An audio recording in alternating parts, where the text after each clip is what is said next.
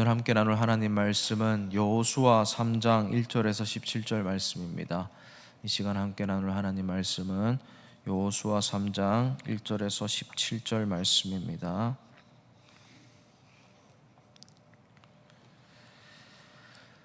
네, 우리 한 목소리로 봉독하겠습니다. 또 여호수아가 아침에 일찍이 일어나서 그와 모든 이스라엘 자손들과 더불어 시딤에서 떠나 요단에 이르러 건너가기 전에 거기서 유숙하니라. 사흘 후에 관리들이 진중으로 두루 다니며 백성에게 명령하여 이르되 너희는 레위 사람 제사장들이 너희 하나님 여호와의 언약궤 매는 것을 보거든 너희가 있는 곳을 떠나 그 뒤를 따르라. 그러나 너희와 그 사이 거리가 2000 규빗쯤 되게 하고 그것에 가까이 하지는 말라. 그리하면 너희가 행할 길을 알리니 너희가 이전에 이 길을 지나보지 못하였음이니라 하니라. 여호수아가 또 백성에게 이르되 너희는 자신을 성결하게 하라. 여호와께서 내일 너희 가운데 기이한 일들을 행하시리라. 여호수아가 또 제사장들에게 말하여 이르되 언약궤를 메고 백성의 앞서 건너라 하매 곧 언약궤를 메고 백성의 앞서 나아가니라. 여호와께서 여호수아에게 이르시되 내가 오늘부터 시작하여 너를 온 이스라엘의 목전에서 크게 하여 내가 모세와 함께 있었던 것 같이 너와 함께 있는 것을 그들이 알게 하리라. 너는 언약궤를 맨 제사장들에게 명령하여 이르기를 너희가 요단 물가에 이르거든 요단에 들어서라 하라. 여호수아가 이스라엘 자손에게 이르되 이리 와서 너희의 하나님 여호와의 말씀을 들으라 하고 또 말하되 살아계신 하나님이 너희 가운데 계시사 가나안 족속과 헷 족속과 히위 족속과 브리스 족속과 기르가스 족속과 아모리 족속과 여부스 족속을 너희 앞에서 반드시 쫓아내실 줄을 이것으로서 너희가 알리라. 보라 온 땅에 주의 언약궤가 너희 앞에서 요단을 건너가니 이제 이스라엘 지파 중에서 각 지파 한 사람씩 12명을 택하라. 온 땅에 주 여호와의 궤를 맨 제사장들의 발바닥이 요단물을 밟고 멈추면 요단물 곧 위에서부터 흘러내리던 물이 끊어지고 한 곳에 쌓여 서리라. 백성이 요단을 건너려고 자기들의 장막을 떠날 때에 제사장들은 언약궤를 메고 백성 앞에서 나아가니라. 요단이 곡식 고두는 시기에는 항상 언덕에 넘치더라. 궤를 맨 자들이 요단에 이르며 궤를 맨 제사장들의 발이 물에 가에 잠기자 곧 위에서부터 흘러내리던 물이 그쳐서 사르단에 가까운 매우 멀리 있는 아담 성읍 변두리에 일어나 한 곳에 쌓이고 아라바의 바다 여매로 향하여 흘러가는 물은 온전히 끊어지매 백성이 여리고 앞으로 바로 건널세. 여호와의 언약궤를 맨 제사장들은 요단 가운데 마른 땅에 굳게 섰고 모든 백성이 요단을 건너 길을 마칠 때까지 모든 이스라엘은 그 마른 땅으로 건너갔더라. 아멘. 이제 여리고 성으로 정탐을 갔던 정탐꾼들이 이제 돌아왔습니다. 이제 이스라엘 백성들은 광야를 건너와서 요단 땅을 건너면 이제 가나안 땅으로 들어가게 됩니다. 지금 요단강 동편에 있다라고 보시면 됩니다.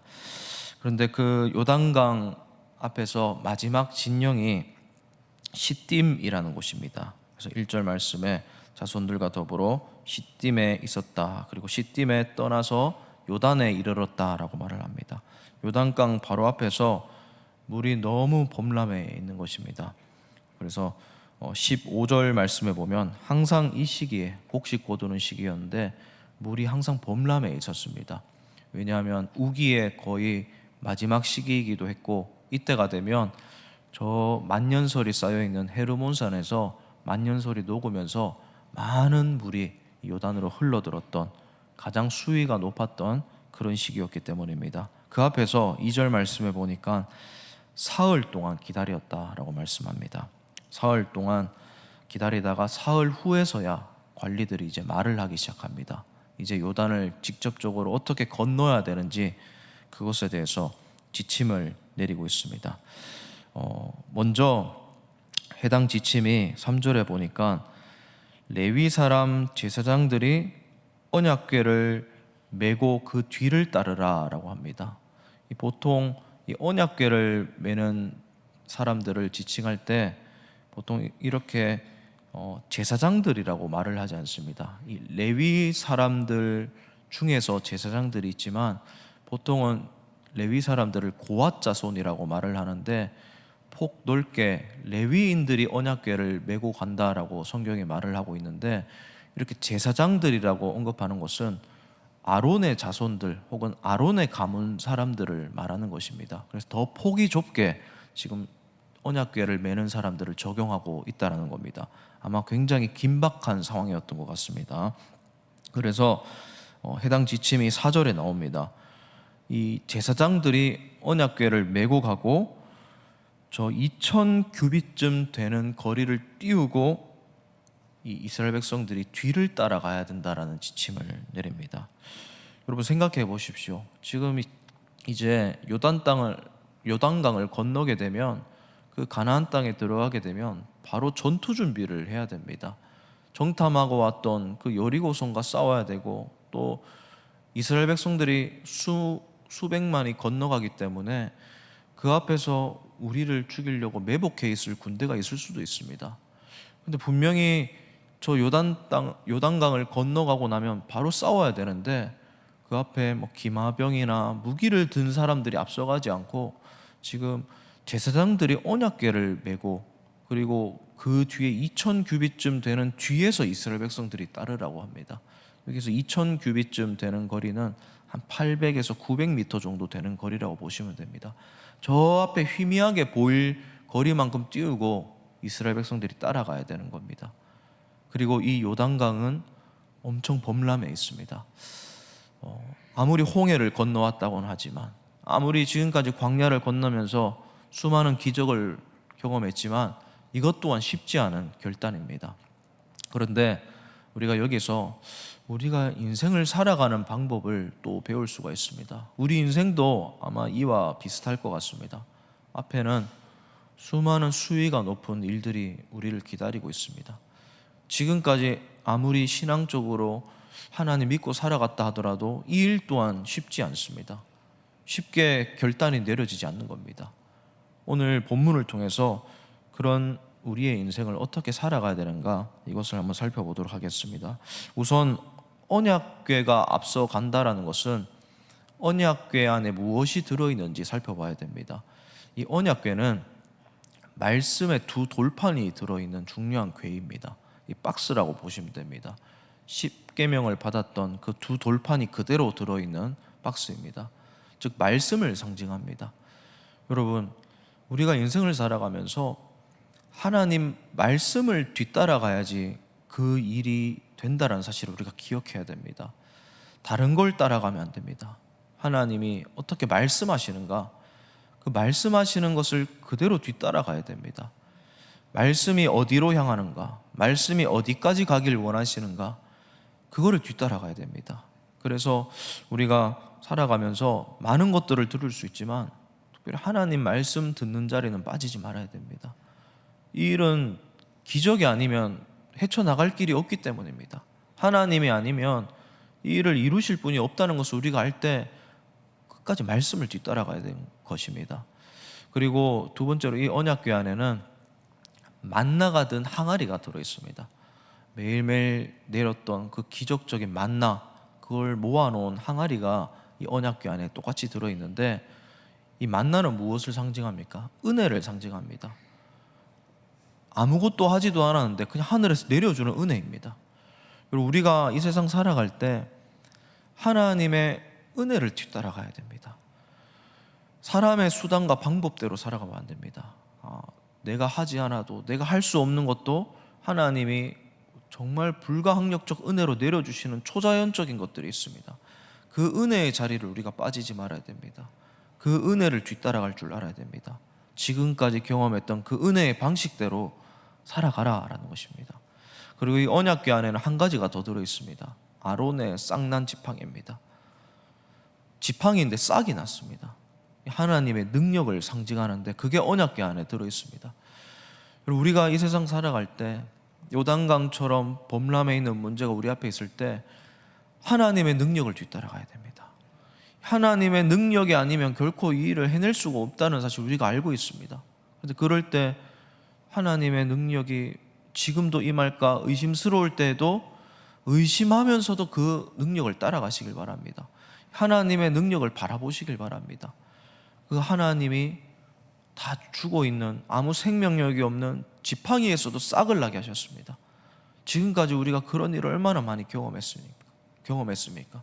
우리가 여기에서 뒤를 돌아볼 때 하나님의 능력이 임했던 시점이 얼마나 많았습니까? 그 하나님을 기억하면서 따라가야 되는 겁니다. 이 언약궤를 앞세우고 지금 이스라엘 백성들이 따라가라라고 지침이 내려지고 있습니다. 그리고 여기에 보면 그 언약궤를 따라갈 때 거리도 되게 중요합니다. 2000규빗쯤 뒤따라가라라고 하는데 한 800m, 900m 저 앞에 가면 그 언약궤를 맨 제사장들이 제일 앞에 있는 선두 그룹에서는 보일 수가 있습니다. 그런데 지금 숫자를 추산하기로 거의 뭐 몇백만 명쯤 돼 보이는데 한 200만 명, 뭐 100만 명 이상쯤 돼 보이는데 앞에 선 사람들은 제사장이 보이는데 저 뒤에 그룹은 제사장이 보일 수가 없습니다. 앞에 사람에게 막혀 있는 거예요. 그러면 어떻게 언약궤를 따라갈 수가 있습니까? 눈에 안 보이는데도 따라가야 돼요. 그런데 눈에 보이는 그룹들이 있습니다. 내 앞에 사람은 보이는 거예요. 언약궤를 따라가는 선두 그룹이 언약궤를 따라가고 뒤에 사람은 직접적으로 그 하나님의 은혜를 상징하는 말씀을 상징하는 돌판이 안 보이는데 따라갈 수 있는 방법이 있다라는 거예요. 앞에 사람이 가는 걸 그대로 따라가면 되는 거예요. 여러분, 우리가 이 세상 살아갈 때 이 부분을 간과할 때가 있습니다. 하나님 믿고 하나님의 방법대로 선택해야지 하면서 자꾸 눈에 안 보이는 거를 자꾸 너무 고민합니다. 염려합니다. 그럴 때 눈에 보이는 하나님의 방법이 있어요. 하나님 말씀대로, 하나님 은혜대로, 하나님 능력 바라보고 살아가는 사람들 바라보고 살아가면 되는 거예요. 여러분, 우리 앞에 얼마나 많은 믿음의 선배들이 있습니까? 교회 안에서도 얼마나 믿음이 좋으신 선배님들이 많으십니까? 그런 분들이 어떻게 살아가고 무엇을 선택하고 어떤 방식대로 살아가는가, 그 뒤따라가면 되는 거예요. 이미 좋은 샘플들이 우리 주변에 있지 않습니까? 그런 믿음의 걸음을 걸어가고 있는 사람들 바라보고 살아가고 선택하면 되는 겁니다. 어떤 분들에게는 감사하게도 그런 분들이 부모님들이실 때가 있어요. 참 복 받으신 분들이에요. 근데 부모님이 신앙이 약하신 분들이 있습니다. 그럴 때에는 주변에 믿음이 좋은 우리 기도의 동력자들 보고 따라가는 겁니다. 또 그것도 없을 때에는 간증하시는 분들, 위대하신 믿음의 역사를 이루신 분들 책을 통해서 바라보는 거예요. 그런 식으로 하나님이 우리 주변에 붙여준 언약궤를 따라가고 있는 사람들 우리 앞에 반드시 있습니다. 그런 사람들 보고 요단강을 건너야 되는 겁니다. 그렇게 건너갈 때 요단강이 마르게 해주겠다라는 말씀이 오늘 본문에 적혀 있는 겁니다. 그래서 결국 길갈이라는 곳에 도착해서 또 믿음의 역사를 새로 써나가게 됩니다. 그리고 이 요단강을 건넜던 또 다른 마지막 방법이 한 가지가 더 있습니다.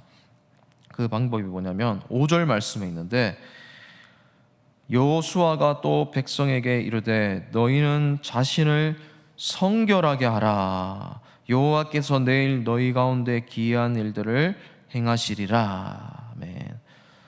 성결하게 하라라고 합니다. 뒤따라가고 언약궤를 맨 제사장들이 앞서가고 그리고 믿음으로 발걸음을 내딛고, 이것도 중요한데 성결하게 하라라고 합니다. 무기를 들어라, 전략을 모색해라, 이렇게 말하지 않고 성결하게 하라라고 합니다.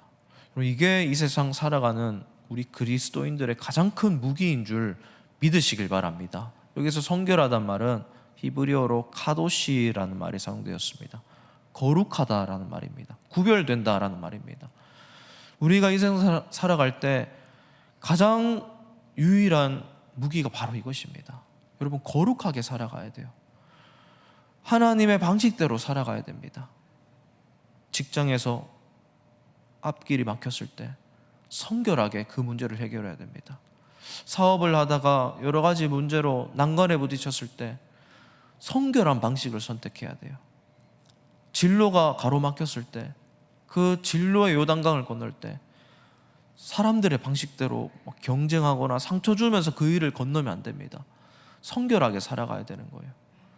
여러분, 우리가 살아갈 때 성결하게 살아가게 되시는 우리 성도님들 되시길 바랍니다. 성결함이 중요한 겁니다. 거룩하고 깨끗하게 살아가야 됩니다. 하나님 방식대로, 나중에 저 천국에서 영원히 살아갈 그 방식대로 지금 살아가고 있어야 되는 거예요. 성결함, 거룩함, 구별됨, 이것을 꼭 기억하면서 이것만을 가지고 무기로 삼고 이 세상을 건너고 이겨나가시는 우리 귀한 성도님들 되시기를 주님의 이름으로 진심으로 축복을 드립니다. 오늘 우리는 요단강을 어떻게 건넜는지 이스라엘 백성들의 태도를 보면서 배울 수가 있었습니다. 언약궤를 앞세우는 겁니다. 말씀을 앞세우고 은혜를 앞세우고 능력을 앞세우는 겁니다. 그리고 믿음의 선배들을 따라가는 것입니다. 그리고 성결하게 살아가는 것입니다. 이 사실을 꼭 기억하고 우리 눈앞에 있는 그 어려움들을 꼭 하나님의 은혜로 극복하며 살아가는 우리 성도님들 되시길 바랍니다. 지금 오늘 말씀은 기억하면서 기도하시고 또 기도 제목들 보고 기도해 주시고 개인적으로 꼭 기도하고 돌아가시길 바랍니다.